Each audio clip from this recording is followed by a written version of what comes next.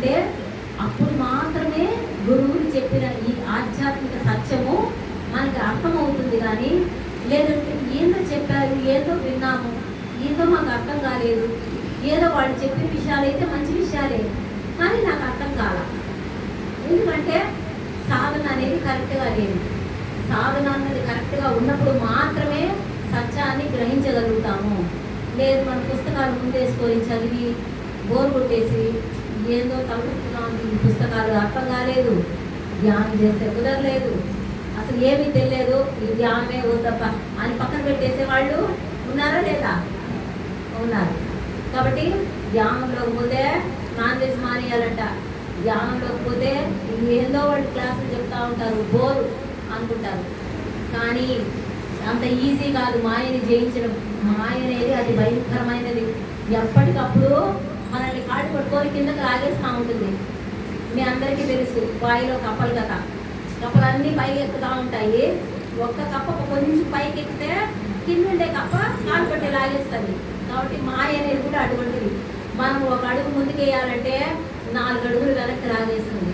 కానీ నిజమైన పట్టుదలతో లేదు, నేను ఈ జన్మలోనే ముక్తిని మోక్షాన్ని పొందాలి, సత్యం ఏమిటనేది నేను తెలుసుకోవాలి అని పట్టుదలగా సాధన చేయడం ఎప్పుడైతే ప్రారంభిస్తామో అప్పుడు ఆటోమేటిక్గా మనం బాయిని కాదు పెద్ద ధ్వజస్తంభాన్నైనా ఎక్కగలుగుతాము. అంటే ఎప్పుడు ఎక్కుతాము? మనలో ఆ శ్రద్ధ ఉన్నప్పుడు. ఊరికే కళ్ళు మూసుకొని కూర్చోవడం వేస్ట్. కాబట్టి ఈ రోజు నుంచి నిజమైన సాధన ఏంటి అనేది మీకు అర్థమై ఉంటే ఆ విధంగా ప్రాక్టీస్ చేయండి. ఏమా? ఓకే. అదేవిధంగా మనం భగవంతుడిని చేరుకోవాలి అని ఎంతో తపన పడుతున్నాము. ఆ భగవంతుడిని చేరుకునే ప్రయత్నంలో ఎన్నో తెలుసుకోవాలి, మార్చుకోవాలి, ఆచరణలో పెట్టుకోవాలి. అప్పుడు మాత్రమే మనం సత్యానికి దగ్గర అవుతాము. మనకు తెలియదు మనం ఏ తప్పు చేస్తున్నామని. అరిషడ్ వర్గాలను అదుపులో ఉంచుకోవాలి. కామ, క్రోధ, లోభ, మోహ, మదమాశ్చర్యాలు అవన్నింటినీ అదుపులో ఉంచుకోవాలి. సప్త వ్యసనాలు మీకు అందరికీ తెలుసు. సప్త వ్యసనాలంటే మాంసము, మందు, వ్యభిచారము, జూదము, అబద్ధాలాటము, దొంగతనం చేయడము, పరనింద. ఇవి వదిలిపెట్టేసేయాలి. ఏవి వదలకుండా, ఏవి చేయకుండా నాకు నేను మంచిదాన్ని అనుకుంటే నేను మంచిదాన్ని అయిపోతానా? కాదు. ఎవరికి తెలిసినా ఎవరికి తెలియకపోయినా పరమాత్ముడు అన్నీ చూస్తూ ఉంటాడు. కాబట్టి మనం భగవంతుళ్ళం మనమే. ఆత్మే నేను, ఆత్మే భగవంతుడు అని గురువు గారు చెప్పారు. అంత స్థితికి, అంత స్థాయికి వెళ్ళాలంటే మనం దేవుడిని మార్చుకోవాలి. చూడండి, నేను నాది అనే అహంకార మమకారాలు వదులుకోవాలి. ఒక క్లాస్ చెప్తానే అబ్బా నేను క్లాస్ చెప్పేశాను, నేను గ్రేట్ అని నాకు నేను అనుకుంటే అయిపోయింది, ఇక్కడికి నా ఎదుగుదల లేదు. నేను ఇంకా వంగి, నేను ఇంకా తగ్గి, నేను ఇంకా నేర్చుకొని, నేను ఇంకా చెప్పాలి అనుకున్నప్పుడు మాత్రమే నాకు నెక్స్ట్ లెసన్ అర్థమవుతుంది. కాబట్టి ఈ జర్నీలో మనం నేర్చుకోవాల్సినవి చాలా ఉన్నాయి. అదేవిధంగా మమకారం, మితి మీరిన మమకారం. మన పిల్లలైతే ఒకటి, మన వాళ్ళైతే ఒకటి, పక్కన వాళ్ళైతే ఒకటి. మన పిల్లలు తప్పు చేస్తే పక్కింటికి కూడా తెలియకుండా దాచేస్తాం. అదే పక్కన ఎవరైనా ఏదైనా పొరపాటు చేస్తే పిలిచి చెప్తాం, అక్కడ ఏం జరిగిందో తెలుసా, అక్కడ ఏం జరిగిందో తెలుసా అని. ఎందుకంటే వాళ్ళు మన పిల్లలు కాదు కదా. కాబట్టి మనలో మనకి తెలియని దుర్గుణాలు ఎన్నున్నాయో చూసారా? ఎన్నున్నాయి మనలోనే, ఎన్ని మార్చుకోవాలి. ఇవన్నీ ఎప్పుడు మార్చుకునేది, ఇంకా చేయాల్సిన పనులన్నీ ఎప్పుడు చేసేది, ఎప్పుడు సత్యలోకానికి వెళ్ళేది. దానికి ఏమన్నా భగవంతుడు డైరెక్ట్గా ఫ్లైట్ పెట్టేశారా? పత్రికాలు పెట్టేశారు, శ్వాస మీద ధ్యాస అందుకనక పెట్టుకుంటే కొనేసేవాళ్ళు. కాబట్టి మహానుభావుడు పత్రికాలు శ్వాస మీద ధ్యాస అనే ఫ్లైట్ని మనకి ఇచ్చేశారు. పూజలు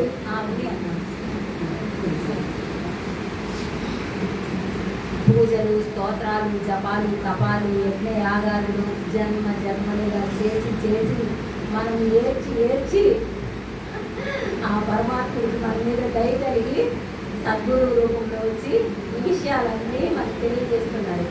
కాబట్టి వీటందరినీ ఎన్ని విషయాలు ఇక్కడ అలాగే చెక్ చేసుకుంటాను ఆన్ చేస్తారు రెండు వస్తాయి. ఆన్లైన్ ఉందని హలో రికార్డింగ్ కాబట్టి మనం ఎన్ని విషయాలు మార్చుకోవాలి అనేది మనమే ప్రశ్న వేసుకొని నేను ఎక్కడ తప్పు చేస్తున్నాను, నేను ఎక్కడ పొరపాటు చేస్తున్నాను అనేది మనల్ని మనమే పరీక్షించుకొని మనమే మారాలి. ఎప్పుడైతే మారతామో అప్పుడే మనము నెక్స్ట్ స్టెప్కి క్వాలిఫై అవుతాము. అవునా కాదా?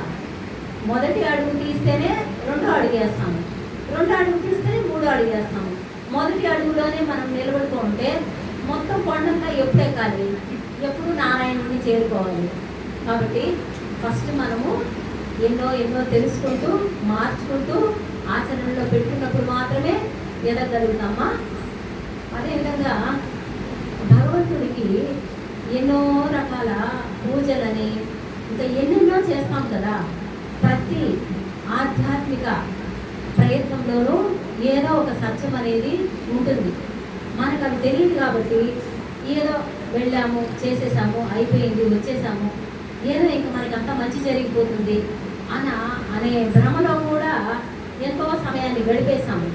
కాబట్టి ప్రతి ఒక్క ఆధ్యాత్మిక సత్యం వెనుక ఉన్న ఆ మూల పరమార్థాన్ని మనం తెలుసుకోవాలి. ఇప్పుడు తిరుమలలో స్వామికి సహస్ర దీపాలంకరణ, అష్టదళ పాద పద్మారాధన, అలాగే అభిషేకము, ఇంకా ఇలాంటి సేవలు ఎన్నో ఉన్నాయి కదా. పొద్దున్న నుంచి తోమాల సేవని, సుప్రభాతం అని, పవళింపు సేవ అని ఇన్ని చేస్తారు.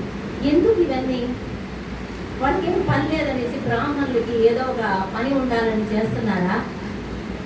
దాని వెనక ఏదో అంతరార్థం అనేది ఉంది. ఏంటది అంతరార్థం? అది కూడా మనం తెలుసుకోవాలి.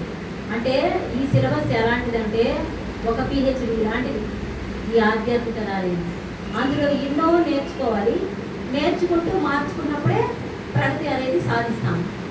కాబట్టి వాటిలో భగవంతుడికి మంగళవారం రోజు అష్టదళ పాద పద్మారాధన అని చేస్తారు. మాకు తెలుసు కదా, మా అందరికీ అష్టదళ పాద పద్మారాధన అంటే 108 బంగారు పుష్పాలతో స్వామికి అర్చన చేస్తారు. ఆ 108 పుష్పాలు ఎందుకు? ఆ 8 పుష్పాల్లో ఉన్న అంతరార్థం ఏమిటి? ఏదో పూలు పెట్టేశారు, ఏదో 5-6 మంత్రాలు చదివేశాడు, పూజ అయిపోయింది ఈరోజు అనుకుంటాం. ప్రతి దాని వెనుక ఒక అంతరార్థం, పరమార్థం అనేవి దాగి ఉంటాయి. అవి మనం తెలుసుకోవాలి. ఆ పుష్పంలో ఉన్న 8 రేఖలు ఏంటివంటే అహింసా ప్రథమా పుష్పం, పుష్పం ఇంద్రియ నిగ్రహం, సర్వభూత దయా పుష్పం, క్షమా పుష్పం విశేషతః, జ్ఞాన పుష్పం తప పుష్పం, శాంతి పుష్పం తదైవచ అని చెప్పారనమాట. ఇది విష్ణు స్తోత్రం. ఈ స్తోత్రము భగవంతుడికి చాలా ప్రీతికరమైనది. అందులో మొదటిది ఏంటి? అహింస. అహింస అంటే హింస చేయకపోవడం. పత్రికారు భూమి మీద జన్మ తీసుకునేదే అహింసని లోకానికి అందివ్వడం కోసం. కాబట్టి మొదటగా మనందరము శాకాహారులం అయ్యి ఉన్నామా? అందరూ ఇక్కడ శాకాహారులేనా? ఇంకా ఎవరైనా వేరే పదార్థాలు తీసుకునే వాళ్ళు ఉన్నారా? ఎవరైనా ఉంటే దయచేసి మానేసే ప్రయత్నం చేయండి. ఎందుకంటే మత్స్యావతార గోవిందా అని ఈరోజు మా ఇంట్లో చేపలు కూరండి అంటారు. చేయకూడని పాపాలు చేసేసి మేము మంచి వాళ్ళము, భిక్షగాడు వస్తే మన ఇంటి దగ్గర భోజనం పెట్టాము, ఎవరో పిల్లవాడు పడిపోతే నేపు కాలికి కొద్దిగా ట్రీట్మెంట్ ఇచ్చి దెబ్బ కట్టాము, మేము మంచి వాళ్ళమే కదా, అంత మాత్రం చేయని వాళ్ళు ఎంతమంది ఉన్నారు అని ఇలా ఆలోచిస్తున్నారే కానీ మనము చేసే తప్పేందో, మనం చేసే పాపమేందో మనకి తెలియడం లేదు. మనం ఏం చేస్తున్నామో మనకి అర్థం కావడం లేదు. ఆ స్థితిలో